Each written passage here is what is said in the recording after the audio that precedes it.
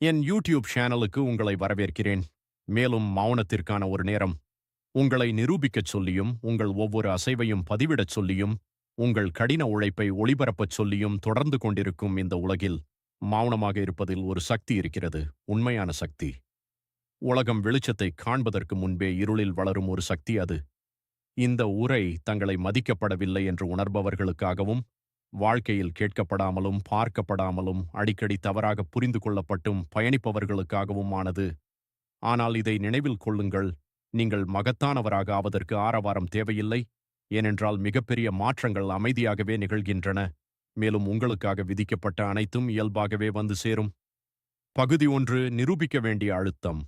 நாம் வாழும் இந்த காலத்தில் எல்லோரும் வெற்றி என்று கத்துகிறார்கள், தோல்வி என்று கத்துகிறார்கள், கருத்துக்களை கத்துகிறார்கள், கவனிக்கப்பட வேண்டும் என்பதற்காகவே கத்துகிறார்கள்.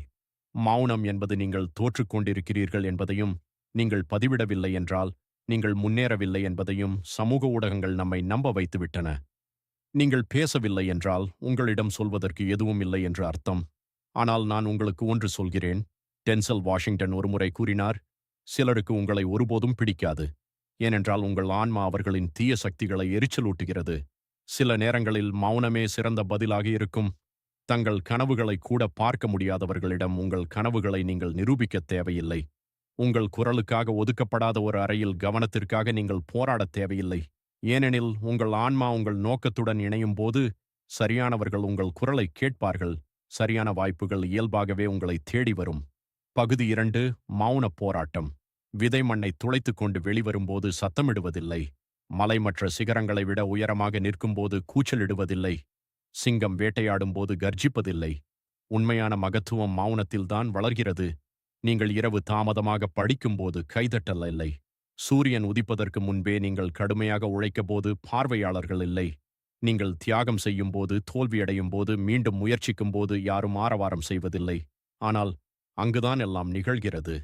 பாருங்கள், மௌனமாக இருப்பது பலவீனம் அல்ல, அது ஒழுக்கம், அது கவனம், அது வலிமை. அவர்கள் பேசிக் கொண்டிருக்கும் போது நீங்கள் உருமாறுகிறீர்கள். அவர்கள் பார்த்து கொண்டிருக்கும் போது நீங்கள் உழைக்கிறீர்கள். அவர்கள் சந்தேகப்படும் போது நீங்கள் உருவாகிக் கொண்டிருக்கிறீர்கள்.